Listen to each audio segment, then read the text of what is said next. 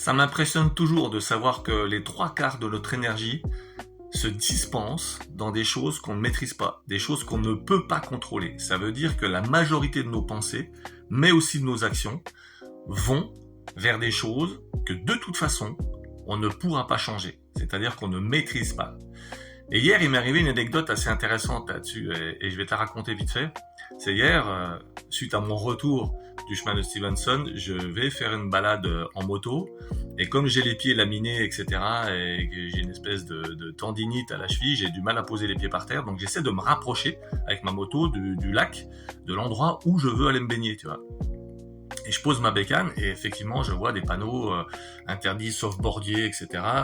Et je me cale juste derrière le panneau alors que j'ai quand même encore 20 minutes de marche à faire, tu vois. Et je le fais.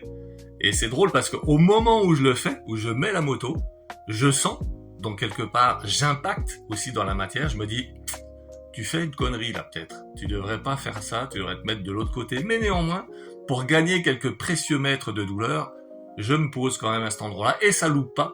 De retour après 3 heures de baignade et de dorade au soleil, je reviens, et j'ai un PV de 100 balles sur ma bécane. Et là, je me dis, tiens, c'est marrant. Il y a deux choses. D'une part, je l'ai ressenti, donc je me suis pas écouté. J'ai quand même fait le truc en imprégnant ça dans la matière, en créant aussi ça quelque part moi-même, alors que j'avais le choix de dire, bah écoute ton intuition, le fais pas, gare-toi un peu plus loin, tant pis, tu marches et tout. Et secondo, la deuxième chose qui est importante, et c'est là-dessus que je voudrais attirer ton attention, c'est que je me suis dit, bon, ça fait chier, 100 balles, c'est quand même énorme. Et je me suis dit, qu'est-ce que je fais? Est-ce que je me lamine la tête à me dire, bah, fait chier, 100 balles, j'aurais pu me payer un resto, j'aurais pu faire ci, j'aurais pu faire ça? Ou est-ce que j'assume la responsabilité de ce que j'ai fait? Je ne fais rien. Et qu'est-ce que je pourrais faire, de toute façon? Quelles sont mes solutions à ce moment-là? Quelle est l'alternative? Donc j'ai réfléchi, je me suis dit l'alternative c'est, j'ai été voir sur le truc, j'ai scanné le code, je suis allé voir et il y a moyen de faire une opposition. Donc j'ai fait cette opposition en expliquant mon problème de santé actuel, en disant bah voilà j'ai mal aux pieds, machin, etc. La réalité quoi. Et c'est tout. Et après je me dis de toute façon j'ai fait tout ce que je pouvais faire. À partir de là, qu'est-ce que je vais faire d'autre? Ben rien. Je vais laisser faire les trucs, et puis si jamais il m'accorde pas le truc, c'est pas grave, je paierai mes 100 balles, j'assumerai la responsabilité de mon choix. Mais je te dis ça pourquoi? Parce que, comme je l'ai déjà dit, il y a plus des trois quarts des choses que l'on pense et que l'on fait alors qu'on ne peut pas changer un état de fait qui va contre notre contrôle. Et la plupart du temps, on perd un temps dingue et surtout une énergie monstrueuse à vouloir contrôler des choses qu'on ne peut pas contrôler.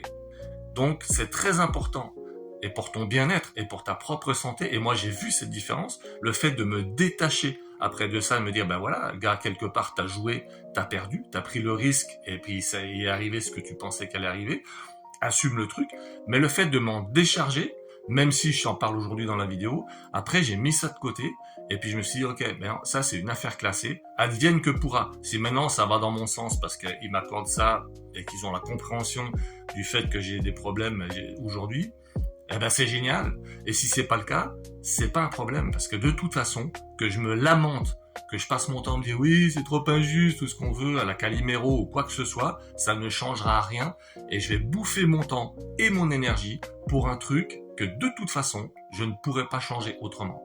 Donc j'ai utilisé mon pouvoir de changement au maximum en faisant cette opposition, en expliquant mon cas, et après je classe le dossier, je ferme le cercle psychologique et je passe à autre chose. Et ça me rend serein.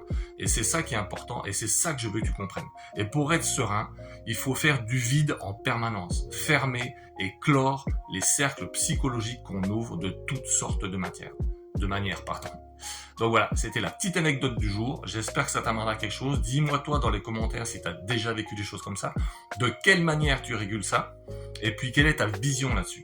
Et merci de liker et de partager. Je te remercie du fond du cœur de me suivre et on se retrouve bientôt pour de nouvelles aventures.